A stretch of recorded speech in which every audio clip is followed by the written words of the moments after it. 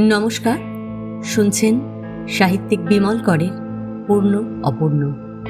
যদি গল্প পাঠ ভালো লাগে তাহলে চ্যানেলটা সাবস্ক্রাইব করতে ভুলবেন না, আর অবশ্যই একটা লাইক দিয়ে যাবেন। আজ শোনাব উপন্যাসের সপ্তদশ পর্ব। অবনী অনেকক্ষণ হলো চলে গেছে। অবনী যাবার পর মালিনী এসেছিল খাবার নিয়ে। খাবার রেখে টুকটাক কয়েকটা কাজ সারল ঘরের। বাইরের দরজা জানালা বন্ধ করে চলে গেল। যাবার সময়ও দেখল সুরেশ্বর চিঠিপত্র লিখছে। বাইরে থেকে দরজাটা নিঃশব্দে টেনে দিয়ে গেল। ভর্তু ছুটি নিয়ে বাড়ি গিয়েছে। এই সময় তার দেশ বাড়িতে ক্ষেতির কিছু কাজ থাকে। ওর ফিরতে ফিরতে সপ্তাহ 3 ভর্তু না থাকায় এবং সুরেশ্বরের শরীর খারাপের পর থেকে মালিনী মোটামুটি সুরেশ্বরের দেখাশোনা করছে। অন্যদিন মালিনী যখন খাবার দিতে আসে, এসে ছোটোখাটো কাজকর্মগুলো সারে, তখন সুরেশ্বর তার সঙ্গে 2-10টা কথাবার্তা বলে। সস্নেহে ও সকৌতুকে কখনো আশ্রমের অন্তঃপুরের খবর, কি রান্নাবান্না হলো, কাকে কি খেতে দেওয়া হচ্ছে, ডাক্তারবাবুদের জন্য কি ব্যবস্থা হলো ইত্যাদি জিজ্ঞেস করে।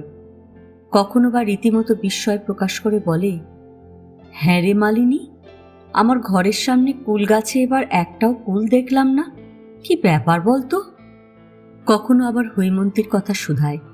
আজ খাবার রাখতে এসে মালিনী দেখল দাদা কাজ করছেন। 2-একটা হুঁ হাঁ ছাড়া কিছুই বললেন না। মুখ চোখ গম্ভীর মনে হলো, ব্যস্ত দেখালো।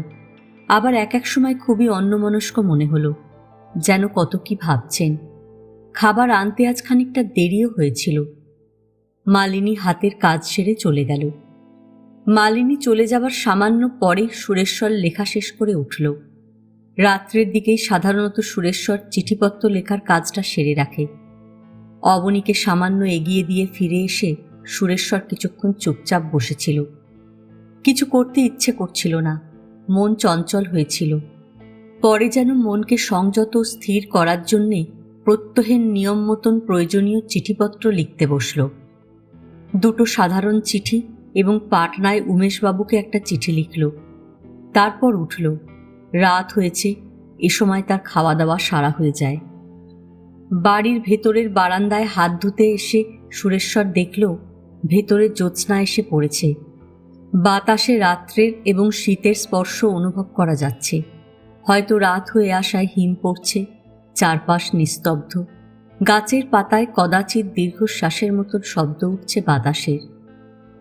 শোবার ঘরে এসে খেতে বসল সুরেশ্বর। মালিনী মাটিতে আসন পেতে জল গড়িয়ে রেখেছে। জালতির গোল ঢাকনার তলায় খাবার। দুধের বাটিটাও গরম করে রেখে গেছে ঢাকা দিয়ে। খাবার বলতে খানচারেক পাতলা পাতলা রুটি, বোধহয় মালিনী নিজের হাতেই সেঁকেছে। সেদ্ধ আলু গোলমরিচের গুঁড়ো দিয়ে মাখানো, কড়াইশুঁটি আর টমেটো দিয়ে তৈরি একটা তরকারি। খেতে বসে সুরেশ্বর আবার অবনীর কথা ভাবল। অবনীর সঙ্গে যেন আরও অনেক কথা হতে পারত, হয়নি। অল্প 2-4টে কথা অবশ্য অবনী বলেছিল পরে। সেগুলো তেমন কিছু নয়। তাতে তাপ ছিল না, ব্যাকুলতা ছিল না। বোধহয় একেবারে অকল্পনীয় অবস্থার মুখোমুখি দাঁড়িয়ে সে বিহুবল ও বিমূঢ় হয়ে পড়েছিল।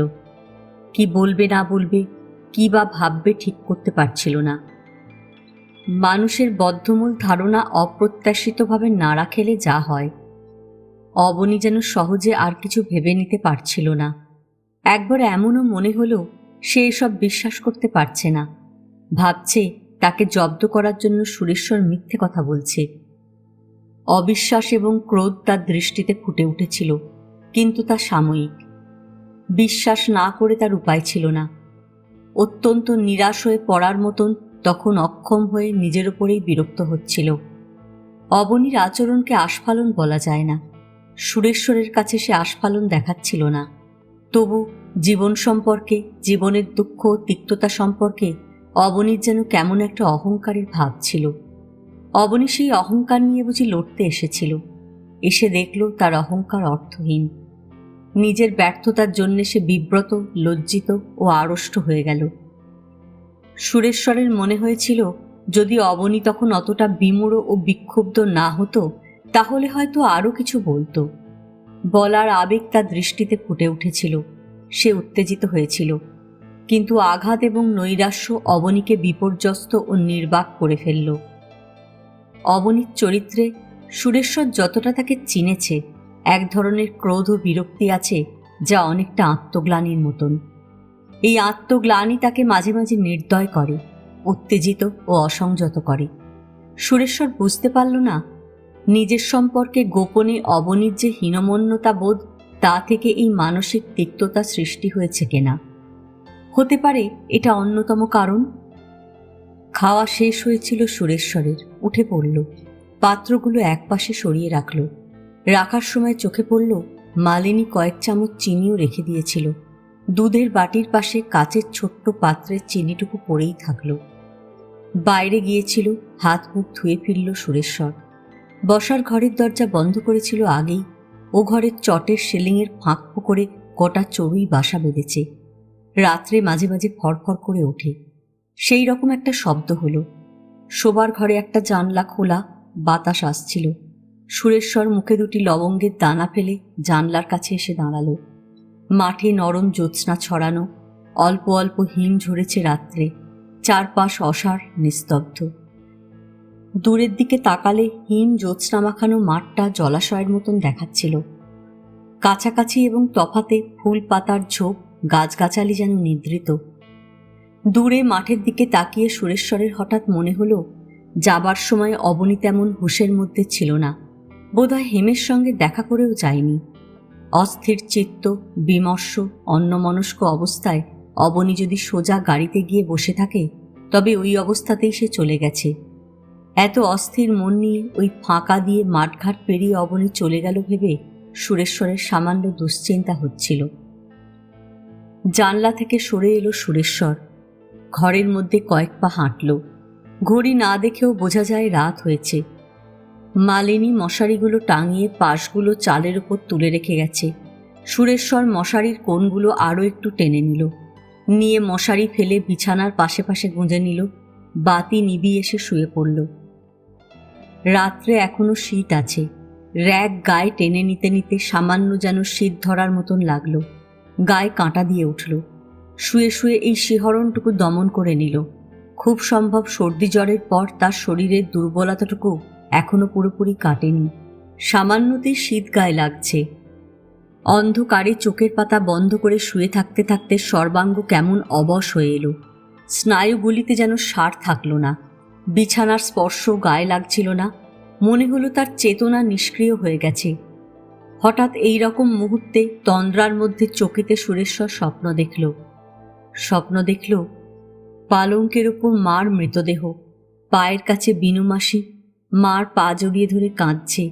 মার মাথার কাছে নির্মলা চুপচাপ বসে, মার মুখের দিকে অপলকে তাকিয়ে আছে। আর পালঙ্কের মাঝামাঝি জায়গায় বাবা দাঁড়িয়ে, বাবার হাতে মস্ত বড় একটা রং মশাল, অনেকটা বাবার শখের কাশ্মীরি ছড়ির মতন।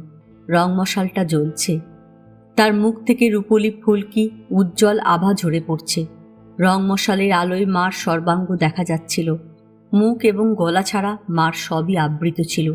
গলায় নীল একটা চওড়া দাগ, কালশিটের চিক হাড় পড়ে যেন মা ঘুমোচ্ছে। স্বপ্নটা চকিতে দেখা দিয়েই যেন মিলিয়ে গেল। তন্দ্রাও কেটে গিয়েছিল। সুরেশ্বর অন্ধকারে চোখ চেয়ে আর কিছু দেখতে পেল না। মার স্বপ্ন অনেকদিন দেখেনি সুরেশ্বর। আজ মাকে দেখতে পেয়ে তার খুব ভালো লাগছিল। যেন হঠাৎ সে বাল্যকালে ফিরে গিয়েছিল এবং বালকের মতন মার পালঙ্কের দিকে ছুটে যাচ্ছিল। কাছাকাছি এসে সুরেশ্বর বুঝতে পারল এবং দেখতে পেল মা পালঙ্কে শুয়ে নেই, মার মৃতদেহ শোয়ানো রয়েছে। সে আহত হল। পরে সুরেশ্বর একে একে নির্মলা, বিনুমাসি এবং বাবাকে দেখতে পেল। দেখার পর সে আর বালক থাকল না, আবার বয়স্ক মানুষ হয়ে গেল। স্বপ্নটা বিচিত্র। মার মৃত্যুর সময় বিনুমাসি বা নির্মলার থাকার কথা নয়। বিনুমাসি তখন তাদের কাছে ছিল না। মা তাকে অনেক আগেই ছুটি দিয়ে দিয়েছিল সংসার থেকে, তীর্থে পাঠিয়ে দিয়েছিল। এমনকি মার মৃত্যুর খবরও বিনুমাসি দেরিতে পাওয়ায় শ্রাদ্ধের সময় আসতে পারেনি। তবু স্বপ্নে মার মৃতদেহের সামনে বিনুমাসিকে কেমন যেন মানিয়ে গেল। নির্মলার সঙ্গে মার কোনো রকম যোগাযোগ ঘটার কথাই ওঠে না। মার কথা নির্মলা কিছু কিছু শুনেছিল মাত্র। সুরেশ্বরই বলেছিল, সেই নির্মলা যে কি করে মার মাথার সামনে এসে বসলো কে জানে। স্বপ্নে সবই সম্ভব, তবু নির্মলাকেও খুব বেমানান দেখাচ্ছিল না। সবচেয়ে যা অদ্ভুত এবং বেমানান তা হলো বাবা। বাবা যে কি করে ছড়ির মতন লম্বা একটা রং মশাল জ্বালিয়ে মার পালঙ্কের সামনে দাঁড়িয়ে থাকলো কে জানে। বাবা কি দেখাতে চাইছিল? সুরেশ্বর যেন ভাববার চেষ্টা করল বাবা কি বেশি দাঁড়িয়েছিল। মনে করতে পারল না। কলকাতার কাজ সেরে যখন বাবা বাড়ি ফিরত, বাবার পোশাকের কিছু অদল বদল ঘটত। দামি সিল্কের পাঞ্জাবি, ফরাসডাঙার ধুতি, হাতে ছড়ি, পায়ে চকচকে পামশু। একবার বাবা যখন কলকাতায় গিয়ে মাসখানেক পরে ফিরল, যেদিন ফিরল পরের দিনই সকালে মাকে মার শোবার ঘর থেকে ফাঁস খাওয়া অবস্থায় বের করে আনতে হয়েছিল। বাবা তখনও নিজের ঘরে বিছানায় শুয়ে। আকাশটা সেদিন মেঘে মেঘে কালো হয়েছিল সকাল থেকেই। বৃষ্টি পড়ছিল, থামছিল, পড়ছিল, ঝাপটা দিচ্ছিল, মেঘ ডাকছিল। সুরেশ্বর মার মৃত্যু এবং আনুষঙ্গিক ঘটনাগুলো বিচ্ছিন্নভাবে মনে করছিল এবং ভাবছিল। দেশের বাড়িতে মার নিজের ঘরটি ছিল পূব মুখ। জানলা খুলে নদীর একটা দিক দেখা যেত, আর দেখা যেত আদিগন্ত ফসলের মাঠ নদীর ওপারে। মার ঘরে ভারী ভারী সেকালের প্রচুর আসবাবপত্র ছিল। যখন মার মাথার গোলমাল শুরু হয়ে গেল, তখন একে একে এবং নিজের খেয়ালে মা সব ঘর থেকে বের করে দিতে লাগল। বিলিতি একটা কাচের মস্ত আয়না, শোবার পালঙ্ক আর গহনার সিন্দুক ছাড়া মার ঘরে আর কিছু ছিল না শেষ পর্যন্ত। পানের বাটা আর সোনার দাঁতকাঠিও থাকত। মার রূপের অহংকার ছিল না, তবু যখন খুব অপ্রকৃতিস্থ হয়ে পড়ত, তখন আয়নার সামনে দাঁড়িয়ে নিজের সেই অসামান্য রূপ নিজেই দেখত। কোনো কোনো সময় কোনো লজ্জাও রাখত না। বাবাকে এ সময় ধারের কাছে কোথাও দেখা যেত না। অবশ্য বাবা দাম্পত্য সম্পর্ক মার সঙ্গে রাখেনি, সাংসারিক সম্পর্ক রেখেছিল। দিনের বেলায় বাবার খাবার সময় দিনান্তের মধ্যে একবার মাত্র মা বাবার সামনে এসে বসত, এবং তখনই যা দেখাশোনা কথাবার্তা হতো স্বামী স্ত্রীতে। এ বিষয়ে কোনো সন্দেহ নেই, মা অপ্রকৃতিস্থ অবস্থায় আত্মহত্যা করেছিল। কিন্তু সুরেশ্বরের পরে সন্দেহ হয়েছিল মা যেদিন আত্মহত্যা করে সেদিন বাবা কলকাতা থেকে ফিরে আসার পর রাত্রে মার ঘরে গিয়েছিল, এবং মা ও বাবার মধ্যে কোনো রকম কলহ হয়েছিল। খুব সম্ভব মা সেদিন জানতে পেরেছিল কলকাতায় বাবার উপপত্নীর গর্ভজাত আর একটি সন্তান আছে। মার অহংকারে এবং সম্মানে হয়তো আভিজাত্যে এটা লেগেছিল। যদিও বাবার ভোগ সুখের বিষয়ে মা অবহেলা দেখিয়েছে, অন্য রমণীর সঙ্গে বাবাকে বসবাস করতে দিয়েছে, তবু মা বাবার এই দ্বিতীয় সন্তানকে সহ্য করতে পারেনি। বাবা মাকে কি বলেছিল, কি কলহ হয়েছিল তা সুরেশ্বর জানে না। এ সবই তার অনুমান। আত্মহত্যার পর মার ঘরের দরজা ভেতর থেকে খোলা ছিল, এবং বাবা যে মার ঘরে গিয়েছিল তার প্রমাণ হিসেবে বাবার সিগারেট কেস মার ঘরে পড়েছিল। পরে শ্রাদ্ধান্তে বাবা যেদিন মার ছবির সামনে দাঁড়িয়ে অশ্রু বিসর্জন করেছিল, সেদিন বাবা নিজের অজ্ঞাত সারে যেন কলহের বিষয়ে কিছু বলে ফেলেছিল। সুরেশ্বর ছাড়া অন্য কারো তা জানার কথা নয়। সুরেশ্বরও তখন ভালো বোঝেনি। বাবা যে কেন এরকম একটা অবস্থায় রং মশাল জেলে দাঁড়িয়ে থাকলো সুরেশ্বর বুঝতে পারছিল না। মার মৃত্যু কি বাবার কাছে উৎসবের বিষয় হয়েছিল? ছেলে মানুষের মতন আহ্লাদ দেখিয়ে বাবা রং মশাল জ্বালাবে? বস্তুত মার মৃত্যুতে বাবার লাভ বা লোকসান কিছুই হয়নি। বেঁচে থেকেও মা বাবার বাধা ছিল না, মরে গিয়েও বাবার কোনো বাধা দূর করেনি। মার অবর্তমানে বাবা যে আর একবার বিবাহ করেছে বা কলকাতায় রাখা উপপত্নীকে পত্নীর মর্যাদা দিয়ে ঘরে এনেছে তাও নয়। তাহলে এমন কি আনন্দের কারণ ঘটল যাতে বাবা রং মশাল জ্বালিয়ে মার মৃত্যুশয্যার পাশে দাঁড়িয়ে থাকবে? স্বপ্নের অর্থ আবিষ্কারের জন্য সুরেশ্বরের অস্থির বা ব্যাকুল হবার কোনো কারণ ছিল না। সে ব্যাকুল হচ্ছিল না, তবু এই অদ্ভুত বিষদৃশ্য ছবিটি তাকে খানিকটা অস্বস্তি দিচ্ছিল। আরও কিছুটা এলোমেলো ভাবনার পর তার মনে হলো বাবা যেন মার তরফের ছবিটা দেখাবার জন্য রং মশাল হাতে দাঁড়িয়েছিল। হুস হুস করে রূপলি ফুলকি ছড়িয়ে যে উজ্জ্বল আলো জ্বলছিল, বাবা সেই আলো দিয়ে মাকে চেনাচ্ছিল। ওই তোমার মা, মূর্খ, অহংকারী, পাগল, মরতে জানে, বাঁচতে জানে না। ওর সমস্ত জীবন ওইভাবে কেটেছে। পালঙ্কের ওপর চুল ছড়িয়ে শুয়ে দাসীর হাতে আলতা পরে। তুমি ভেবো না বিনু কাঁদছে, বিনু তোমার মার পায়ে আলতা পরিয়ে দিচ্ছে। চিন্তাটা সুরেশ্বরের যেন তেমন মনঃপুত হলো না। সে অন্য কিছু ভাবতে গেল। ভাবতে গিয়ে দেখল এই স্বপ্নের মধ্যে বাবা একটি পৃথক অংশ এবং মা নির্মলা বিনুমাসি অন্য অংশ। বাবা জীবনের সেই অংশ যেখানে জীবনের অর্থ ভোগ, ফুর্তি, সুখ, অপচয়, অসংযম, স্বার্থপরতা, নীচতা, এমনকি নিষ্ঠুরতা। মা নির্মলা বিনুমাসি জীবনের অন্য অংশ, যেখানে মূর্খতা, অভিমান, অহংকার, নৈরাশ্য, বেদনা, সহিষ্ণুতা, স্নেহ, প্রেম, এমনকি আত্মনিগ্রহ। সুরেশ্বর এবার যেন অনেকটা সন্তুষ্ট হল। বাবা যে জীবনকে ভোগ করেছিল এবং ভোগ করতে বসে বিবেকে কোথাও বাধা পায়নি, তাতে সন্দেহ নেই। দীর্ঘকাল বাবা বাঁচেনি। যতদিন বেঁচে ছিল নিজেকে রংমশালের মতন পুড়িয়ে ফেলেছে। তার জন্য বাবার না অনুশোচনা না দুঃখ, এমনকি বাবা তার উপপত্নীর এবং সেই সন্তানের জন্যেও কোনো মায়া মমতা অনুভব করেনি। তাদের জন্য কিছু রেখে যায়নি। ভোগের বিষয় বস্তু ও তার পরিণতির মতন ওদের দেখেছে। বাবার চরিত্রের নীচতা এবং নিষ্ঠুরতারও সীমা নেই। মার মৃতদেহের পাশে নির্মলা এবং বিনুমাসি যে কেন বসেছিল, এবার সুরেশ্বর বুঝতে পেরে আর অবাক হচ্ছিল না। মার পাশে ওদের মানায়, যদিও ওরা এক নয়, স্বতন্ত্র এবং পৃথক হলেও এই অংশে জীবনের বিষাদ এবং ব্যর্থতা, শোক ও ক্রন্দন রয়েছে। মার আত্মহত্যা, নির্মলার মৃত্যু, এরা একরকম নয়। মার ভাগ্য বিড়ম্বনা বা নির্মলার ভাগ্য এক নয়। মার মধ্যে নির্মলার সেই অদ্ভুত উদাসীনতা, নির্লিপ্ত সহিষ্ণুতা, ঈশ্বর বিশ্বাস ছিল না। বিনুমাসি বেচারি একেবারে সাদামাটা। স্নেহ মমতা ছাড়া তার রূপ নেই, চরিত্র নেই। সন্তানের মতো লালন পালন করেছে সুরেশ্বরকে। তবু বিনুমাসি দুঃখী কারণ বিনুমাসি সারা জীবনেও নিজের জন্য কিছু পায়নি। সহসা স্বপ্ন বিষয়ক চিন্তাগুলি এলোমেলো হয়ে মন থেকে সরে গেল। গিয়ে অবনীর কথা মনে পড়ল সুরেশ্বরের, এবং কেমন যেন অজ্ঞাত সারেই সে অবনীকে স্বপ্নের ছবির মধ্যে দাঁড় করাতে গিয়ে দেখল অবনীর কোথাও স্থান হচ্ছে না।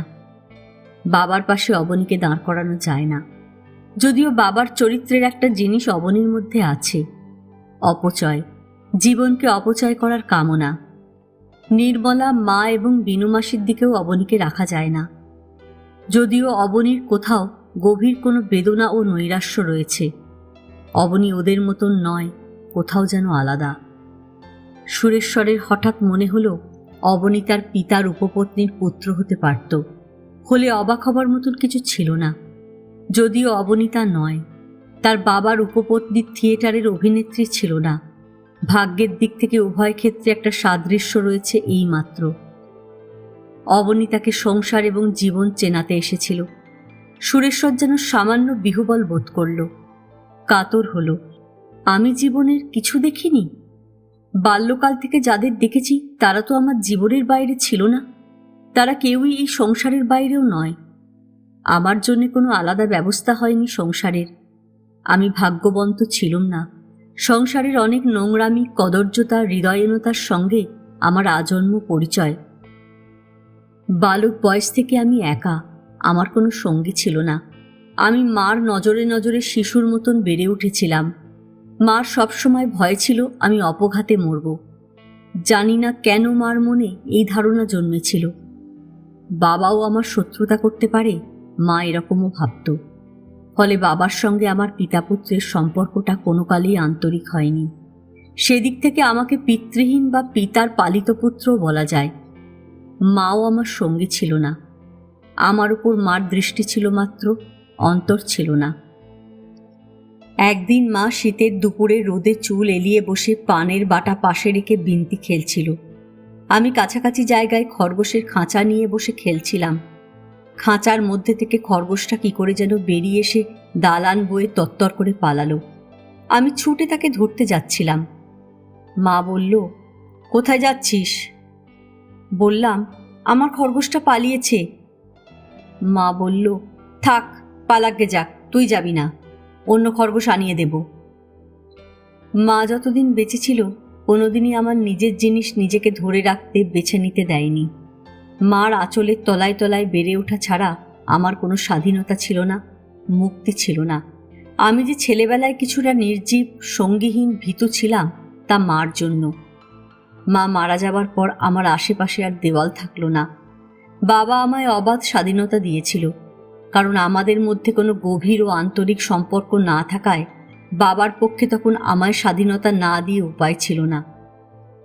আমি জীবনে সেদিকে যেতে পারলাম না যেখানে অগণিত মানুষ স্নানযাত্রায় চলেছে, সেখানে জল গন্ধক কূপের মতন টকবক করে ফুটছে। সুযোগ এবং সামর্থ্য থাকা সত্ত্বেও আমি উল্লাসের দিক থেকে সরে থেকেছি। ভাবনাগুলো এলোমেলো হয়ে গেলে সুরেশ্বর যেন হঠাৎ কেমন একটা ব্যবধানে সরে এলো। কিছুক্ষণ আর তার উৎসাহ থাকলো না। অনেকটা দূরে বসে উদাস হয়ে তাকিয়ে থাকার মতন সে অতীতের দিকে তাকিয়ে থাকলো। বিশেষভাবে সে কিছু দেখল না। তাকিয়ে থাকতে থাকতে খাপছাড়াভাবে সে এটা সেটা মনে করতে এবং 2-4 জনকে যেন দেখতে পেল। কোথাও তার মন বসল না। শুধু পুরনো এক বন্ধু দিবাকরকে মনে পড়ল। দিবাকর বলতো, আমি রোজ রাত্রে একবার করে লাইফের ব্যাটারিটা চার্জ করিয়ে নিই, বুঝলি? সকালে একেবারে নিউ ব্যাটারি। শালা, কম ছুটতে হবে। সুরেশ্বর মনে করতে পারল কলকাতায় হোস্টেলে থেকে বিয়ে পড়ার সময় দিবাকর একদিন কোথায় পালিয়ে গেল। মাসখানেক পরে জানা গেল সে ভদ্রেশ্বরের দিকে রেলে কাটা পড়েছে। কি করে, কি কারণে এসব ঘটেছিল কেউ জানল না।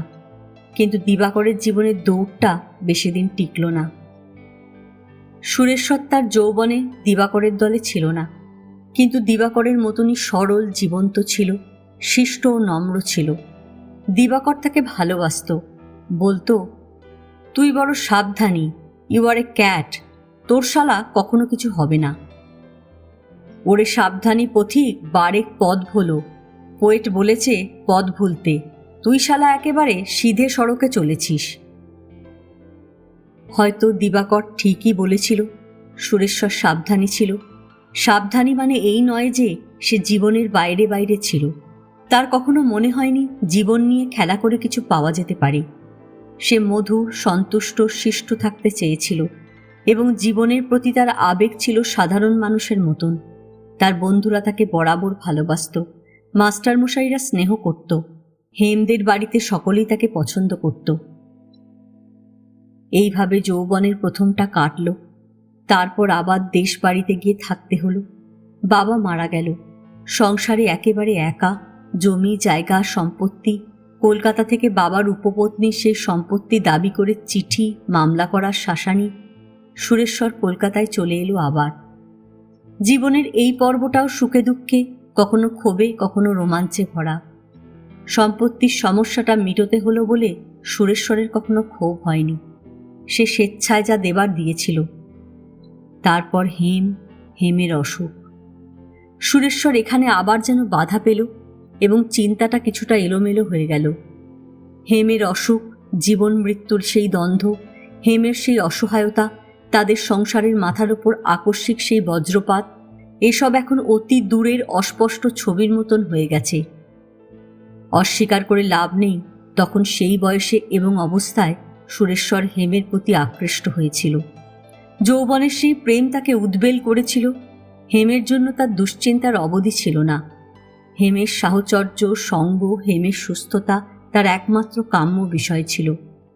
হেম যখন সুস্থ হয়ে উঠল, তখন সুরেশ্বরের জীবনে এমন একটা স্বাদ এসেছিল যা আগে আর কখনো সে অনুভব করেনি। হেমের দেহ মন যেন তার। হেমের নিঃশ্বাস যেন তার শ্বাস প্রশ্বাসের সঙ্গে মিশ্রিত। হেমের হৃদয় যেন তার হৃদয়ের অন্তর্ভুক্ত। এই সুখ, এই স্বাদ, এই আনন্দ মনে হয়নি কোনোদিন নৈরাশ্য আনবে। অথচ কি যেন হলো, হেম আর তার আনন্দের কারণ হয়ে থাকলো না। কি যেন নেই, কি যেন হারিয়ে গেছে, কোথায় যেন কিছু শূন্যতা থেকে যাচ্ছে, এরকম একটা ভাব ছিল মনে। অবসাদ লাগতো। মনে হতো এই প্রেম কি আমায় সব দিতে পারে? কেন এরকম হতে শুরু হয়েছিল সুরেশ্বর জানে না। তার শুধু মনে হতো কোথাও যেন একটা মিথ্যা আছে, হয় তার মনে, না হয় এই প্রেমে। এমন সময় নির্মলার সঙ্গে তার পরিচয়। নির্মলা তার পরিণত যুবক বয়সের মনটিকে যেন কোথাও নিয়ে গিয়ে দাঁড় করিয়ে দিল। বিশ্ব সংসারে এত দুঃখ, বেদনা, বঞ্চনা, অসুস্থতা, ব্যর্থতা আছে, যার বুঝি পরিসীমা নেই। তবু মানুষ কি আশ্বাসে বাঁচবে? কেন বাঁচবে? নিরর্থক জীবনধারণে কোনো সান্ত্বনা আছে? নির্মলা বলতো, আছে, কিছু আছে, খুঁজে দেখো না, কি পাও। নির্মলার সংস্পর্শে এসে সুরেশ্বর তার চরিত্রের নকল সাজসজ্জাকে চিনতে পেরেছিল, অনুভব করতে পেরেছিল সে কত অকর্মণ্য, কোথায় তার স্বার্থ, কি ভীষণ তার অহংকার, ভীরুতা, কত অবজ্ঞেয় তার উদারতা। জীবনের সঙ্গে তার নিষ্ক্রিয় সম্পর্ককে আবিষ্কার করতে পেরে সুরেশ্বর তখন বেদনার্ত হয়েছিল। অন্ধকারে কে যেন সহসা বলল, নির্মলা তোমায় কি দিয়েছিল? সুরেশ্বর অন্ধকারের মধ্যে প্রায় নিঃশ্বাসের মতন সুরে এই প্রশ্নটি তার কানের কাছে শুনতে পেল। শুনে বিস্মিত হলো না, বিভ্রান্ত হলো না। নির্মলা তাকে কি দিয়েছিল এ কথা কি বলা যায়? নির্মলা তোমায় সংসার থেকে, জীবন থেকে, ভালোবাসা থেকে দূরে সরিয়ে দেয়নি? সুরেশ্বরের এবার যেন হাসি পেল। নির্মলাই শেষ পর্যন্ত জীবনে যতটুকু দেবার সুরেশ্বরকে দিয়েছে। সে আমায় এই বৃহৎ সংসারে অকস্মাৎ যেন ছুড়ে দিয়ে চলে গেল।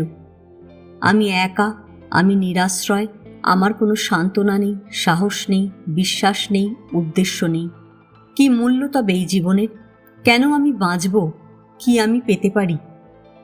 এই শূন্যতা এবং অবিশ্বাসের মধ্যে আমি আমার জীবনের অর্থ অন্বেষণ করতে চাইছিলাম। কলকাতা ছেড়ে আমি চলে গেলাম, সেই যে খ্যাপা খুঁজে খুঁজে ফেরে পরশ পাথর, সেই রকম। আমি সাধু, সন্ন্যাসী, ফকির, বিদ্বান, বুদ্ধিমান, ধর্ম প্রতিষ্ঠান নানা জায়গায় ঘুরেছি। আমার কোনো সান্ত্বনা জোটেনি, এমন কিছু পাইনি যাতে মনে হয় আমার হৃদয় জুড়ল। অথচ আমি অনুভব করতাম নির্মলার দেওয়া সেই শেষ আবিরটুকু আমার কপালে দিব্য চুম্বনের মতন আঁকা আছে। কিছু আমায় পেতেই হবে। অবশেষে একদিন আমার কাছে আমার জীবনের অর্থ ধরা দিল। সেটা কি? সুরেশ্বর এবার হাসল যেন, বলল, আজ আমায় ঘুমোতে দাও। সুরেশ্বরের চোখের পাতা বুজে এসেছিল। সকালের বাসেই হৈমন্তী চলে এসেছিল। আসার সময় গুরুদিয়া থেকে লাট্ঠার মোড় পর্যন্ত হেঁটে এসে বাস ধরেছে। পথটুকু এবং এই সকালটি এত মনোরম ও স্নিগ্ধ লেগেছিল যে হাঁটার ক্লান্তি সে অনুভব করেনি। বরং আসার সময় চোখ চেয়ে চেয়ে দেখেছে এবং অনুভব করেছে শীত যেন পিছু ফিরে তাকাতে তাকাতে অনেকটা দূরে চলে গেছে, আর তাকে দেখা যাচ্ছে না। তার বদলে বসন্ত এসে গেছে। অস্পষ্ট একটা গুঞ্জন যেন অনুভব করা যাচ্ছিল বসন্তে। স্টেশনে এসে হৈমন্তী দেখল সে আসবে বলে ওরা আজ অপেক্ষা করছে। বিজলীবাবুর বাড়িতেই গেল সরাসরি। সরস্বতী, বিজলীবাবুর ছোট বউ, পথ চেয়ে বসেছিলেন। সদরে এসে হাত ধরে টেনে নিয়ে গেলেন। আসুন ভাই, সকাল থেকে চাতক হয়ে বসে আছি। সঙ্গে সঙ্গে বিজলীবাবুর কাছে পেন্সিলে লেখা চিরকুট গেল সরস্বতীর। বাকি সকাল এবং দুপুরটুকু বিজলীবাবুর বাড়িতেই কাটল। আদর আন্তরিকতার অভাব ঘটল না কোথাও। সরস্বতী যা করলেন, সারাক্ষণ মনে হলো যেন দূর দেশ থেকে কোনো আত্মীয় এসেছে বাড়িতে।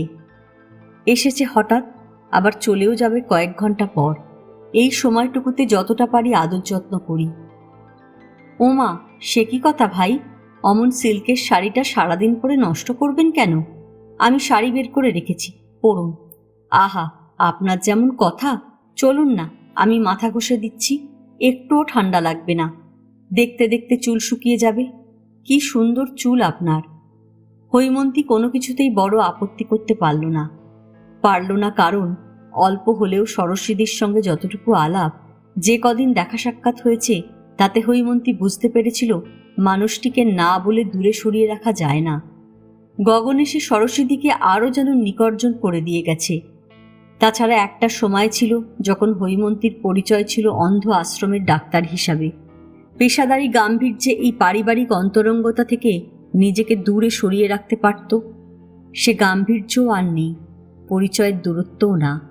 সরস্বতীর আদর যত্ন, অন্তরঙ্গতা হৈমন্তীর অপছন্দ হলো না, বরং অনেক দিন পরে সেই পারিবারিক জীবনের স্বাদ ও স্পর্শ পেয়ে খুশি হলো, মন স্নিগ্ধ লাগলো।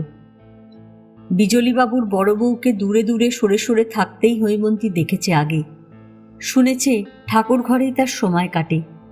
যদিও সংসারের তিনিই মাথা, তাঁর কথাতেই সংসারটা চলে, তবু সংসারে পড়ে থাকতে তাকে বড় দেখেনি। পরিচয় থাকলেও কখনো উনি হৈমন্তীর সঙ্গে বসে সরস্বতীর মতন গল্প সল্প করেননি। অল্প দু চারটে কথা বলে নিজের কাজে চলে গেছেন। দেখা গেল আজ তিনি পুজো পাঠ এবং সংসারের সময় থেকে দুদণ্ড বাঁচিয়ে হৈমন্তীর সঙ্গে কথাবার্তা বললেন।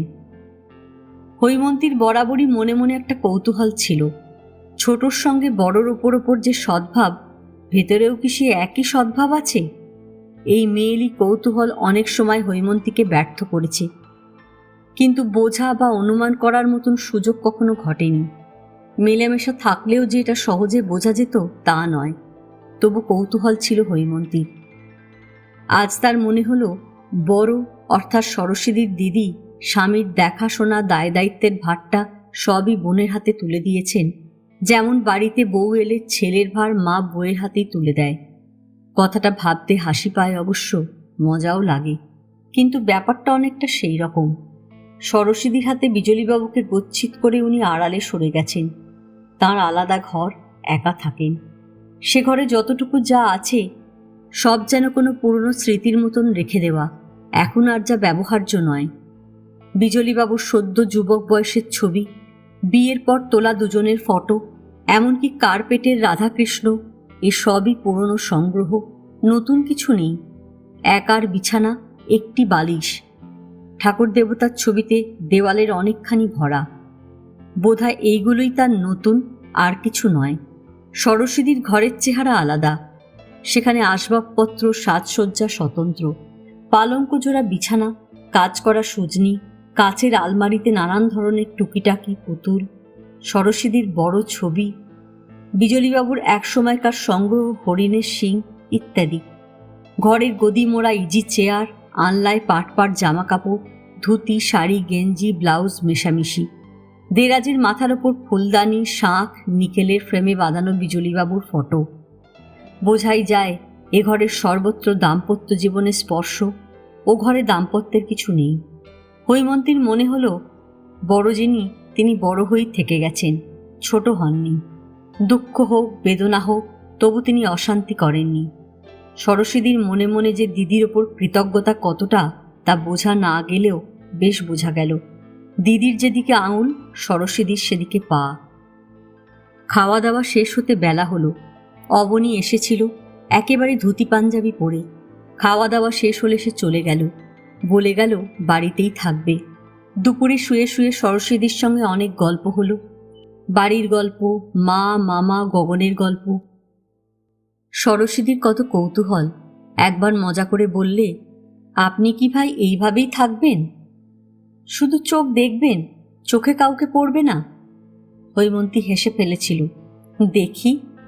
দুপুর ফুরিয়ে আসতেই হৈমন্তী উঠল, বলল, এবার যাব। আসার সময় বড় বউ নিজের ঘরে এনে বসালেন দুদণ্ড, দু পাঁচটা কথা বললেন। শেষে হঠাৎ বললেন, সরস্বতীকে একবার কলকাতায় পাঠাবো, তুমি সবচেয়ে ভালো ডাক্তার দেখিয়ে দেবে, পারবে না? ওর তো এখনো বয়স আছে। হৈমন্তী প্রথমটায় না হলেও পরে বড়র দিকে তাকিয়ে অর্থটা বুঝল। মাথা কাত করল, হ্যাঁ পারবো। মনটা কিন্তু বিষণ্ণ হয়ে এলো। সদর পর্যন্ত এগিয়ে দিতে এসে সরস্বতী একটু পাশে টেনে নিয়ে গিয়ে শুধলেন, কানে কানে কি বললে ভাই দিদি? হৈমন্তী হেসে বলল, কিছু না তো।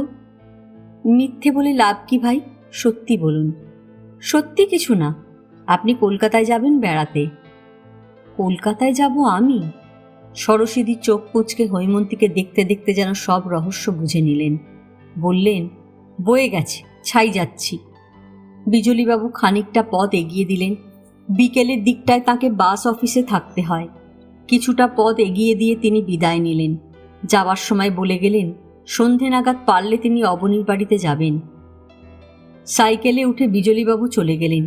এখন সবে বিকেল, বেলা বেড়েছে, রোদ আছে, মরে আসা রোদ, বাতাস এলোমেলো, খানিকটা উষ্ণতা এবং তাপ এ সময় আজকাল অনুভব করা যায়। হৈমন্তীর শুকনো শুকনো এবং গরম লাগছিল, অল্প ক্লান্তি। সারাটা দুপুর গল্পে গল্পে কেটেছে, আলস্য জমেছে যেন। হাই উঠল। সরস্বতীর মুখটা যেন মনের ওপর ভাসতে ভাসতে চলেছে। বিজলীবাবুর মতনই স্বভাব, একেবারে রঙ্গরসিকতায় ভরা। গোল গাল মুখ, চোখ দুটি হাসি খুশি মাখানো, নাকে পুঁতির দানার মতো নাকছাবি, ঠোঁট দুটি সবসময় পানের রসে লাল হয়ে আছে, মাথার কাপড়টুকু সরেও না কখনো। সরস্বতীর বয়স হয়েছে, ওর চেয়ে কিছু বড়ই, শরীরেও ভারী হয়ে গেছে, তবু সরস্বতীর মধ্যে এখনও যেন কম বয়সের চঞ্চলতা মরেনি। আর হয়তো কোনোদিন দেখা হবে না, তবু হৈমন্তীর মনে হলো সরস্বতীর মুখটি মাঝে মাঝে তার মনে পড়বে। আর হৈমন্তী ভাবল, সত্যি যদি সরস্বতী কলকাতায় যান তবে সে সাধ্যমতো ভালো ডাক্তার দেখিয়ে দেবে। বড় বউয়ের মুখটিও মনে পড়ল। সত্যি সব থেকেও যেন এই সংসারে কিসের অভাব একটা চাপা বেদনার মতন থেকে গেছে। হৈমন্তী খানিকটা উদাস এবং বিষণ্ণ হল। কাঁঠাল এবং নিম গাছের ঝোপ পেরিয়ে টালি ছাওয়া ছোট মতন বাড়িটার পাশ দিয়ে যাবার সময় হৈমন্তীর হঠাৎ মনে হলো এই রাস্তায় আজই তার শেষবারের মতন আসা, আর কখনো এখানে আসবে না। রাস্তায় দাঁড়িয়ে পড়ে চোখ তুলে চারপাশ একবার দেখল, বটের পাতা ঝরছে, মস্ত একটা আম গাছ, ঘুঘু ডাকছিল কোথাও, শালিক এসে মিষ্টির দোকানের সামনে পাতা খুঁড়ছে, সামান্য দূরে দেহাতি মিঠাইওয়ালার দোকান, কয়েকটা বোলতা উঠছে, কুকুর শুয়ে আছে একপাশে, গরুর গাড়ি আসছে হেলে দুলে চাকায় শব্দ করে। দেখতে দেখতে এই মুহূর্তে হৈমন্তীর হঠাৎ কেমন দীর্ঘশ্বাস পড়ল, এইসব ছেড়ে যাওয়ার দুঃখ। সরু পথ ধরে এগিয়ে যাওয়ার পর রাস্তায় পড়ল হৈমন্তী। তার পায়ের কাছে ছোট মতন একটা ঘূর্ণি উঠছিল বাতাসের, নাকে মুখে ধুলোর ঝাপটা লাগলো। তারপর রেল ফটক, দুপাশে ফসল তোলা শূন্য মাঠ, কাঁকড় ছড়ানো উঁচু নিচু রাস্তা।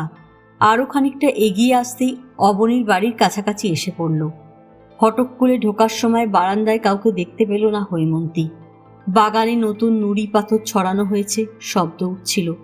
অবনী কি ঘুমিয়ে আছে? এই অবেলায় তার ঘুমোবার কথা নয়। বারান্দায় উঠতেই অবনী ঘর থেকে বেরিয়ে এলো। আসুন, আমি ভাবলুম আপনি বোধহয় ওখানেই থেকে গেলেন, ঠাট্টা করেই বলল অবনী। হৈমন্তী হেসে জবাব দিল, তা সত্যি, উঠতে চাইলেও কি উঠতে দেন ওরা? বসার ঘরে এসে হাতের ব্যাগটা রাখলো হৈমন্তী। বসতে বসতে বলল, জল খাবো, আজ খুব তেষ্টা পাচ্ছে। বলে কি যেন ভেবে বলল, একটু গরম লাগছে না? অবনী মহিন্দরকে জল এনে দেওয়ার কথা বলতে গেল। হৈমন্তী গা এলিয়ে বসল। ক্লান্তি এবং আলস্য লাগছিল। এখন যেন তার মতন লাগছে দুদণ্ড চোখ বুজে শুয়ে থাকতে ইচ্ছা করছিল। সারাটা দুপুর গল্পে গল্পে কেটেছে, খেয়ে উঠতেও বেলা হয়েছিল। তার উপর এই গরম পড়ে আসার মুখে শরীরে অবসাদ আসে এমনিতেই। বসে বসে হৈমন্তী হাই তুলল। মহিন্দর জল দিয়ে গেল। হৈমন্তী জল খেয়ে বড় করে শ্বাস ফেলল স্বস্তির। অবনী এলো। বসতে বসতে হেসে বলল, ফেয়ারওয়েল কেমন হলো বলুন? বেশ চমৎকার। হৈমন্তী হাসল। কিছু পেলেন টেলেন? অবনী ঠাট্টা করে বলল, বলে সিগারেট ধরালো। হৈমন্তী দু মুহূর্ত তাকিয়ে থাকলো, চোখে স্নিগ্ধ হাসি। কি যেন ভাবল, বলল, হ্যাঁ পেয়েছি, বলে হাত বাড়িয়ে ব্যাগটা টেনে নিল। তারপর রুমাল বের করে কপাল গলা মুছল। অবনী বলল, আপনি যেভাবে ওটা টেনে নিলেন মনে হলো কিছু বের করে বুঝি দেখাবেন। হৈমন্তী হেসে ফেলল। পরে বলল, ওরা মানুষ বড় ভালো। বলে একটু থেমে সামান্য উদাস গলায় বলল, কি জানি চলে যাচ্ছি বলেই কিনা সব কেমন মনে হচ্ছে। বোধহয় কোনো জায়গা ছেড়ে যাবার সময় এই রকম হয়, হয় না? অবনী বলল, মন খারাপ? তা মন খারাপ তো হবেই। অবনী কিছু বলল না। সিগারেটের এক মুখ ধোঁয়া আস্তে আস্তে ছড়াতে লাগলো। কলকাতায় গিয়ে এখন কিছুদিন এখানকার কথা খুব মনে পড়বে। আমার আবার একটা খারাপ অভ্যেস আছে, কোথাও নতুন নতুন গেলে বারবার খালি ভুল হয়। সকালে ঘুম থেকে উঠব, ভাবব এখানে আছি, কতবার যে মালিনীকে ডেকে ফেলবো। হৈমন্তী বলতে বলতে হেসে ফেলল। মালিনীকে দেখছি আপনার খুব মনে ধরেছে? অবনীও হেসে জবাব দিল, না না, তা কেন, কাছে কাছে থাকে তো, অভ্যেস। হৈমন্তী থেমে বড় করে হাই তুলল। হাই ওটার সামান্য শব্দ হলো। ঈষৎ লজ্জার চোখে হাসল। সারা দুপুর গল্প করেছি, সরস্বতীর গল্পের শেষ নেই। কি চমৎকার মানুষ! আপনার একটা মস্ত গুণ দেখছি। অবনী পরিহাস করে বলল, কি? যাবার সময় মনে কোনো কালি মেখে যেতে চান না, সবাইকে ভালো লেগে যায়। হৈমন্তী কোনো কথা বলল না, হাসি মুখে শুনল। শুনতে শুনতে হয়তো অন্যমনস্ক হলো সামান্য। আরও কয়েকটা হালকা কথাবার্তা হলো। বাইরে বিকেলের আলো আছে এখনো। রোদ চোখে পড়ছিল না, বেলা ফুরিয়ে এসেছে। পাখিদের স্বর ক্রমশই প্রবল হয়ে উঠছিল। হৈমন্তী আরও বার কয়েক হাই তুলল। তার চোখ সামান্য জ্বালা করছে, মুখ গলা গরম লাগছিল। অবসাদ এবং গরমের ভাবটুকু কাটাবার জন্য চোখে মুখে জল দেওয়া দরকার। আবহাওয়াটা কেমন শুকিয়ে এসেছে। হৈমন্তী বলল, চোখ মুখ কেমন জ্বালা করছে, একটু ঠান্ডা জল দিয়ে আসি। অবনী বলল, আসুন। হৈমন্তী উঠে গেল। এ বাড়ির এখন সবই প্রায় তার চেনা। হৈমন্তী ফিরে এলে বারান্দায় গিয়ে বসল ওরা। চোখ মুখ ধুয়ে এসে ঠান্ডায় হৈমন্তীর অবসাদ ভাব অনেকটা কেটেছে। আগে একটা ক্লান্তির ভাব ছিল, এখন ভিজে মুখ সতেজ দেখাচ্ছে।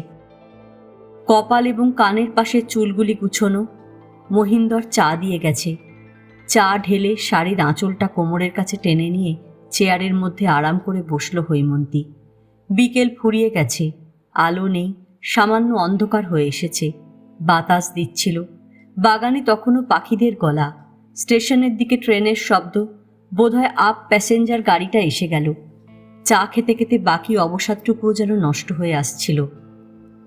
কলকাতায় যাবার কথা হচ্ছিল। অবনী আর একবার জিনিসপত্র আনা ট্রেনের কথা বুঝিয়ে বলে দিল। এখান থেকে একটা গাড়ি যাবে, বিছানা বাক্স এটা সেটা বয়ে আনবে, এনে বাস অফিসে রেখে দেবে। বিজলীবাবু মালপত্রের ঝামেলা সামলে সব ব্যবস্থা করে দেবেন। আর অবনী বিকেল নাগাদ যাবে গুরুরিয়ায়, গিয়ে হৈমন্তীকে নিয়ে আসবে। সন্ধ্যের গাড়িটাতেই যাওয়ার ব্যবস্থা হয়েছে। একেবারে ভোরবেলায় হাওড়া। গাড়িটা অবশ্য ফার্স্ট প্যাসেঞ্জার, কিন্তু সব দিক থেকেই সুবিধে। রিজার্ভেশন পাওয়া যাবে, ঘুমিয়ে ঘুমিয়ে কলকাতা। তাছাড়া ওই গাড়িতে চেনা লোক যাচ্ছে বিজলীবাবু, দেখাশোনা করবে, খোঁজ খবর নেবে। সকালের গাড়িটায় কিছু কিছু অসুবিধে ছিল, নয়তো দিনে দিনে যাওয়া যেত। অবনী কাল একটা টেলিগ্রাম করে দেবে গগনকে। অবনী একটু আরও চা নিল। হৈমন্তী চিনি মিলিয়ে কাপটা অবনীর হাতে তুলে দিয়ে নিজের জন্যেও সামান্য নিল আবার। আর হাই উঠছিল না, শরীরের অবসাদটুকুও মরে গেছে। এখন ভালো লাগছিল। ঠান্ডা ফুরফুরে বাতাস বইছে, বাগানের গাছপালা এবং ফুলের মিশ্রিত একটা গন্ধ আসছিল। ক্রমে আঁধার জমে এলো। অবনী বলল, আপনার তাড়া নেই তো? না, মাথা নাড়ল হৈমন্তী। তাড়া আর কিসের, এখন আমার সময় কাটানোই মুশকিল। কলকাতায় ফিরে গিয়ে কি করবেন? দেখি। চাকরি বাকরি নেবেন নাকি কোথাও? কিছু ভাবিনি, চুপচাপ বাড়িতে বসে থাকা আর এক যন্ত্রণা। দেখি কি করি। চাকরি করতে ইচ্ছে করে না, পাচ্ছি বা কোথায়। বরং আমাদের চেনাশোনা দোকান টোকান আছে, সেখানে কোথাও বসবো খানিক। শেষের কথাটা হৈমন্তী সামান্য হেসেই বলল। নিজের বাড়িতেই একটা চেম্বার করে ফেলুন।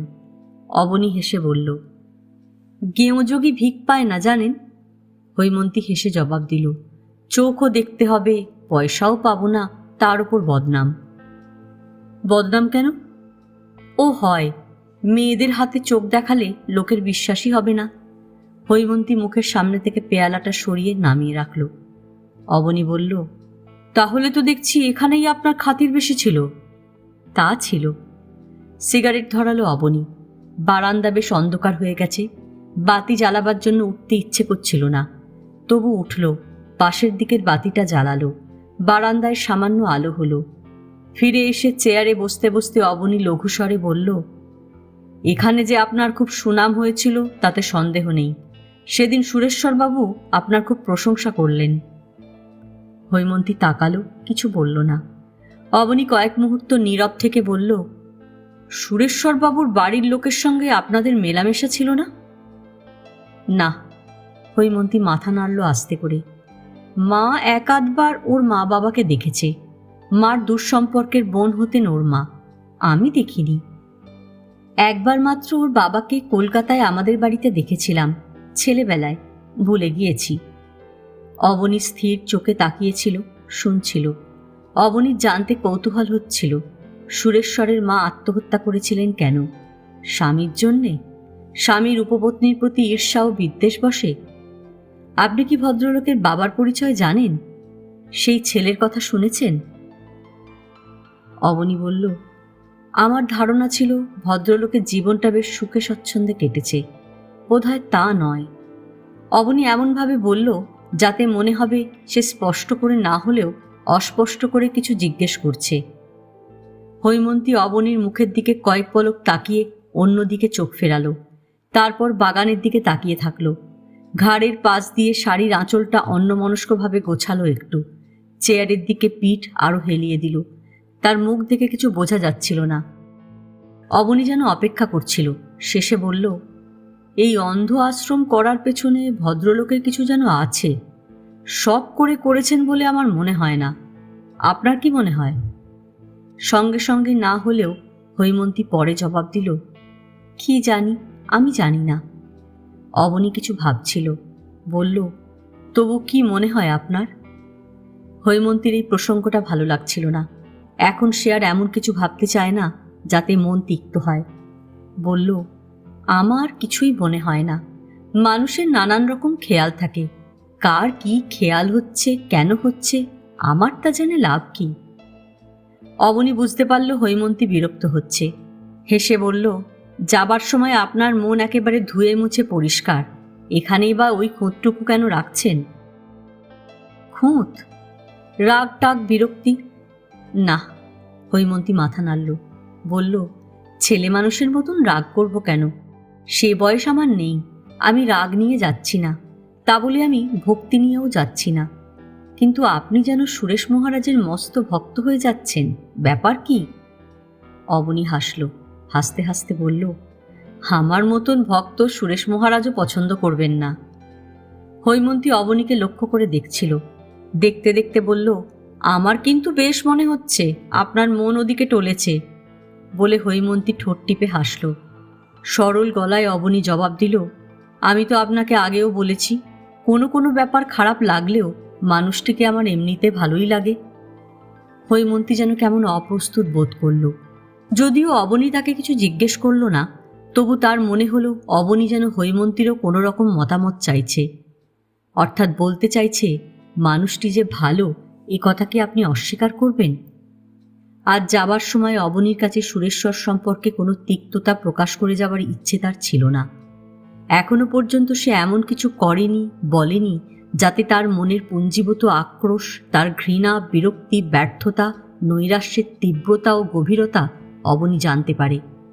অবনী যেটুকু জেনেছে সেটুকু গোপন করার মতন সংযম তার ছিল না, নেই। বাকি যা সবই চোখ চেয়ে দেখে অবনী অনুমান করেছে। তার এই অনুমান মিথ্যে নয় এইমাত্র।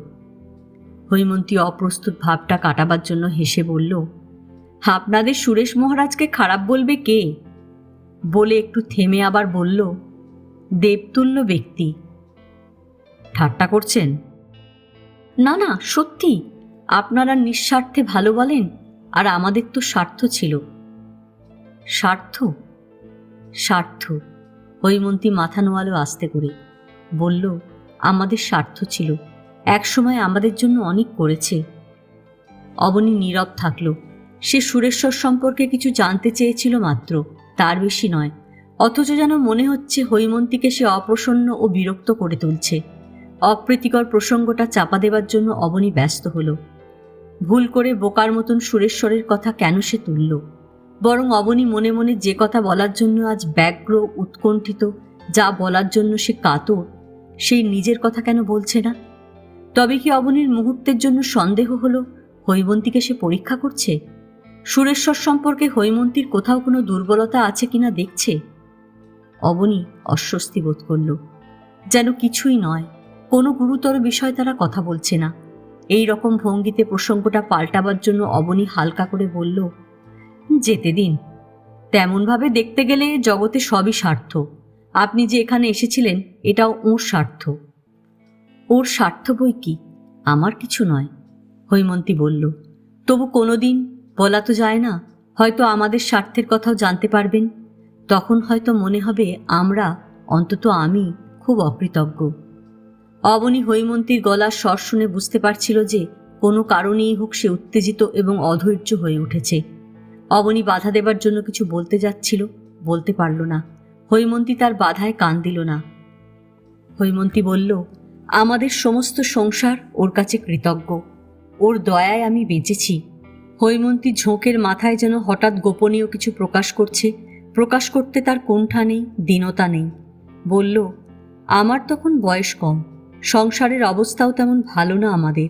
আমার অসুখ করল, তখন ও করেছে ছুটোছুটি, ডাক্তার, হাসপাতাল, বাইরে টিবি হাসপাতালে পড়েছিলাম বছর দেড়েক। তারপরে ওর যত্ন পেয়েছি। আমার জন্য টাকা পয়সা সময় কম যায়নি ওর। এই দয়ার জন্য আমরা আপনাদের সুরেশ মহারাজের কাছে কৃতজ্ঞ। অবনী কল্পনাও করেনি সামান্য থেকে এতটা কিছু ঘটবে। ভুল করে নিবন্ত আগুনের টুকরো যেন পড়েছিল কোথাও, তার থেকেই এমন কাণ্ডটা ঘটে গেল। বিহ্বল হলো না অবনী, কিন্তু লজ্জায় সংকোচে কেমন আড়ষ্ট হয়ে বসে থাকল। অসহ অস্বস্তির মধ্যে সে অনুভব করতে পারল সুরেশ্বর এবং হৈমন্তীর জীবনের একটি অতি নিভৃত ও গোপনতম অংশ যেন প্রকাশ হয়ে পড়েছে। তার মনে হলো গগন একবার কথা প্রসঙ্গে ভাষাভাবে অশোকের কথা বলেছিল, কিন্তু কিছুই বোঝা যায়নি, বুঝতেও দেয়নি গগন। সুরেশ্বর এবং হৈমন্তীর সম্পর্কের কি তবে ওটাই আদি? জীবন পেয়েছিল বলেই কি হৈমন্তী সুরেশ্বরকে তার সমস্ত কিছু দিতে চেয়েছিল, নাকি সুরেশ্বর জীবন দিয়েছিল বলেই হৈমন্তীকে নিজের কাজে পেতে চেয়েছিল? এটা প্রায় ঋণ শোধবোধের মতন। হয়তো তা নয়, হয়তো সুরেশ্বর অধিকার চায়নি, সঙ্গী চেয়েছিল। হয়তো হৈমন্তী সঙ্গ চেয়েছিল, সংসার চেয়েছিল, সুরেশ্বরের বৈরাগ্য চায়নি। কে জানে। অবনী কেন যেন আজ অদ্ভুত এক বেদনা বোধ করল। তারই বেদনার অংশীদার ওরা দুজনেই, সুরেশ্বর এবং হৈমন্তী। সে বুঝতে পারল না হৈমন্তী কোন আবেগবশে তার জীবনের এই গোপনীয়তাটুকু প্রকাশ করল। নিছক উত্তেজনায় নয়, হৈমন্তী অত্যন্ত চাপা স্বভাবের, সংযত, শিষ্ট, ধীর। উত্তেজনার বেশি আরও কি কিছু আছে? হৈমন্তী নিঃসাড় হয়ে বসেছিল, স্থির, বাগানের দিকে চোখ, একটা হাত গলার কাছে, গালে আঙুলের ডগা ছুঁয়ে রয়েছে, মুখটি এখনো যেন আঁচে ঝলসানো। কিছু সময় এইভাবে কাটল, কেউ কোনো কথা বলল না। গুমোট লাগছিল। অবনী আড়ষ্ট, বিব্রত, হৈমন্তী নীরব, স্থির, অসাড়। শেষ পর্যন্ত অবনী মৃদু গলায় বলল, আমারই দোষ, আমি আপনাকে অকারণে অসন্তুষ্ট করলাম। যাকগে, যেতে দিন। বলে সামান্য থেমে, যেন হৈমন্তীর কোনো ক্ষোভ বা গ্লানি মুছে দেবার চেষ্টা করছে, বলল, আমার ধারণা আপনি আপনার সাধ্যমতো চেষ্টা করেছেন, এর বেশি করা যায় না। জগতের সবাইকে সুরেশ্বর হতে হবে এমন কোনো কথা নেই। হৈমন্তী কথা বলল না, কিন্তু দীর্ঘ নিঃশ্বাসের শব্দ পাওয়া গেল। সামান্য নড়ল, গালের কাছ থেকে হাতটা নামালো। অবনী অন্যমনস্কভাবে আবার সিগারেট ধরালো। বলল, আপনি কি এখনো রাগ করে আছেন? বলার মধ্যে যেন অনুশোচনার এবং সংকোচের ভাব ছিল। হৈমন্তী মাথা নাড়ল। না, আপনার উপর রাগ করব কেন? কথাটা আমার তোলা উচিত হয়নি। তুলে ভালোই করেছেন। হৈমন্তী যেন বুকের বোঝা হালকা করার মতন নিঃশ্বাস ফেলল, পিঠ একটু টান করে বসল, শেষে আবার বলল, আমার দিক থেকে আমি হালকা হলাম। অবশেষে অবনী উঠল, বলল, চলুন খানিকটা পায়চারি করা যাক বাগানে, বেশ বাতাস দিচ্ছে। হৈমন্তীও উঠল। বাগানে এসে সামান্য আগুপিছু হয়ে দুজনে পায়চারি করতে লাগলো। সন্ধে হয়ে গেছে, বাতাস চঞ্চল ও স্নিগ্ধ, পাতার গন্ধ উঠছিল। বিকেলে বাগানে জল দিয়েছে মালি, মাটির একটা গন্ধ ছিল। জবা গাছের ডাল ছাঁটা হয়েছে, সদ্য লাল টিপ ফুলের গাছটা ফুলে ভরা, থোকা থোকা গাঁদা একপাশে, কিছু শুকনো মরশুমি ফুল। এক সময় পাশাপাশি হয়ে হাঁটতে লাগলো দুজন মন্থর পায়ে। অবনী বলল, মানুষের মনের কিছু ঠিক নেই। কথাটা সে আচমকা বলল। হৈমন্তী বুঝতে পারল না, ঘাড় ফিরিয়ে তাকালো। অবনী হাসার চেষ্টা করে বলল, আপনি যতদিন এখানে থাকলেন ততদিন মনে হতো অকারণে কেন পড়ে আছেন, খারাপই লাগতো। এখন চলে যাচ্ছেন বলে মনে হচ্ছে ব্যস্ত ছিলেন। হৈমন্তীর মন অনেকটা শান্ত হয়ে এসেছিল। ম্লান হেসে জবাব দিল, তাই নাকি? এদিকে তো আমায় তাড়াবার জন্য ব্যস্ত হয়ে পড়েছিলেন। যাবার সময় এরকম একটা বদনাম রটিয়ে যাচ্ছেন? অবনী হাসল। ছি ছি, বদনাম রটাবো কেন, আপনার সুনামই করব। হৈমন্তীর গায়ের আঁচল আলগা করে দিল, হাসল। বাতাসে সিল্কের শাড়ির আঁচল কাঁপছিল। পরে বলল, আমাকে অকৃতজ্ঞ ভাবলে সত্যি আমার কষ্ট হয়। আপনাদের কাছ থেকে আমি কমটা কি পেলাম? সরস্বতী আজ বলছিলেন, এখান থেকে চলে যেতে আমার খারাপ লাগছে না। বললাম, খুব খারাপ, সত্যি আমার খারাপ লাগছে। হৈমন্তীর গলায় বেদনা এবং দুঃখের কেমন এক গাঢ়তা ছিল। অবনী এই বেদনা অনুভব করছিল। বলল, আমরা বোধহয় প্রায়ই আপনার কথা বলবো। হৈমন্তী অন্যদিকে মুখ ফিরিয়ে নিল। স্টেশনের দিক থেকে একটা মালগাড়ি আসছে বোধহয়, গুম গুম শব্দ উঠছে। শব্দটা বুকে লাগছিল হৈমন্তীর। অল্প চুপচাপ থেকে অবনী বলল, মনে রাখার মতন সুদিন আমাদের জীবনে বড় আসে না, অন্তত আমার জীবনে আসে না। আপনি এসেছিলেন, আপনার সঙ্গে পরিচয় হয়েছিল, বন্ধুত্ব হয়েছিল, এ আমার ভাগ্য, আমি মনে রাখব। বাতাসে হৈমন্তীর এলো আঁচল উড়ে অবনীর হাতে লাগছিল। এখনো আকাশে চাঁদ ওঠেনি, উঠে আসছে। অন্ধকার ম্লান হয়ে এলো। মালগাড়ির গুম গুম শব্দটা আরও স্পষ্ট, যেন স্টেশনের কাছাকাছি চলে এসেছে। ফুল গাছের মাটির সামান্য সোঁদা ভিজে ভিজে গন্ধ, কোনো ফুলের মৃদু সুবাস ভাসছে বাতাসে। হৈমন্তী দাঁড়ালো। অবনী সিগারেটের টুকরোটা ছুঁড়ে দিল। হৈমন্তীর ডিমের মতন মসৃণ গড়নের মুখ, টোল তোলা নরম থুতনি, টানা টানা চোখের পাতা, সুন্দর গভীর নির্মল দুটি চোখ, মাথার পাতলা ঈষৎ রুক্ষ রেশমের মতন চুল এবং তার স্থির অল্প শিথিল অবনত দেহের চারপাশে একটি অব্যক্ত মায়া যেন সৃষ্টি হয়েছিল। অবনীর মনে হলো তার জীবনে এ যেন এক অন্য মুহূর্ত, যা আগে কখনো আসেনি, ভবিষ্যতেও আসবে না। সম্মোহিতের মতন হৃদয়ের কোনো আশ্চর্য তাড়নায় সে হৈমন্তীর দিকে নিষ্পলকে তাকিয়ে থাকল। হৈমন্তী একসময় মুখ তুলে অবনীকে দেখল। মনে রাখার মতন আমারও কিছু থাকলো, হৈমন্তী অস্পষ্ট গলায় বলল। কিছুক্ষণ আরও কোনো কথা হলো না। দুজনেই নীরব। মালগাড়িটা এসে চলে গেল। তবু তার কম্পন যেন এখানের মাটিতে। বুক কাঁপছিল হৈমন্তীর। কোনো রকমে নিজেকে সংযত করে হৈমন্তী বলল, আপনি কবে কলকাতায় আসছেন? অবনী সামান্য সচেতন হলো। আসছে মাসে। কেন যাচ্ছেন তা তো বললেন না। অবনী মুহূর্ত কয়েক ভাবল, বলল, বলবো, আপনাকে আমার বলা উচিত। হৈমন্তী বুঝতে পারল না, তাকিয়ে থাকল। অবনী ভেবে দেখেছিল তার যদি কোনো প্রত্যাশা থাকে, যদি প্রত্যাশা অপূর্ণও থাকে, তবু কথাটা তার বলা দরকার। হৈমন্তী তাকে যতটুকু জানে, যেটুকু চিনেছে, তার বেশি চেনা দরকার। গ্লানি এবং মনোক্ষোভ, ভীতি এবং সংকোচ রেখে লাভ নেই। হৈমন্তীর সামনে থেকে কোনোদিন নিজের লজ্জা বাঁচাবার জন্য দুহাতে মুখ ঢেকে চলে যেতে তার ইচ্ছে হয় না। তার চেয়ে আমি যা, তুমি আমায় সেইভাবে দেখো। আমার কোনো গোপনতা আমি রাখব না। লজ্জা গ্লানি লুকোতে গিয়ে ধিক্কারের পাত্র হতে আমার ইচ্ছে নেই। লুকোচুরি করে কি লাভ? অবনী বলল, কলকাতায় গিয়ে আমাকে একবার উকিল টুকিল কোর্ট কাছারি করতে হবে। হৈমন্তী বুঝল না, হেসে হেসে বলল, সম্পত্তি টম্পত্তি আছে নাকি আপনার? না, সম্পত্তি নেই। সম্পত্তি থাকার মতন সম্ভ্রান্ত আমি নই। সম্পত্তি না থাকলে সম্ভ্রান্ত হয় না?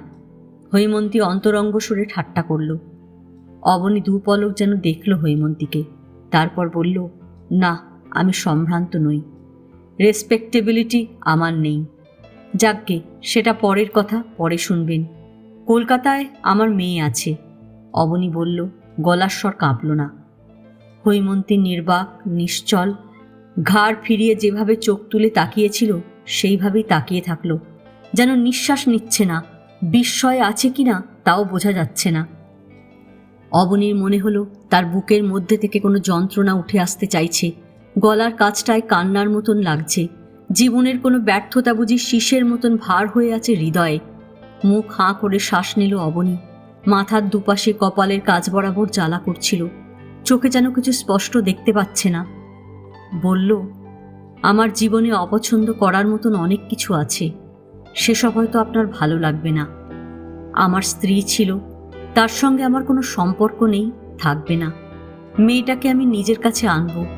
কলকাতায় গিয়ে কিছু কাজ বাকি আছে, দেখি কি হয়। হৈমন্তী স্তব্ধ হয়ে দাঁড়িয়ে থাকল। বাতাসে তার আলগা আঁচলের অনেকটা উড়ে অবনীর গায়ে লাগছিল। কখন যেন চাঁদের আলো ফুটে উঠেছিল। এক সময় অবনী বলল, রাত হয়ে যাবে, আপনাকে পৌঁছে দিয়ে আসি। একটু দাঁড়ান, আমি আসছি। অবনী ফিরে এসে দেখল হৈমন্তী কদম গাছের কাছে দাঁড়িয়ে আকাশ দেখছে। গাড়িটা কলাবাগানের দিকে দাঁড় করানো ছিল। গাড়ি ঘুরিয়ে হৈমন্তীর সামনে এসে অবনী ডাকল, আসুন। হৈমন্তী উঠে এলো। আজ এ পর্যন্তই। উপন্যাসের অষ্টাদশ পর্ব নিয়ে অন্যদিন আসব। গল্প পাঠ ভালো লাগলে লাইক, শেয়ার, কমেন্টস করতে ভুলবেন না। এখনও যারা আমার চ্যানেলটা সাবস্ক্রাইব করেননি তাদের সকলের কাছে অনুরোধ রইল, প্লিজ আমার চ্যানেলটা সাবস্ক্রাইব করে নেবেন। পাশে যে বেল নোটিফিকেশনটা আছে সেটা অবশ্যই প্রেস করে দেবেন। আজকের মতো নমস্কার।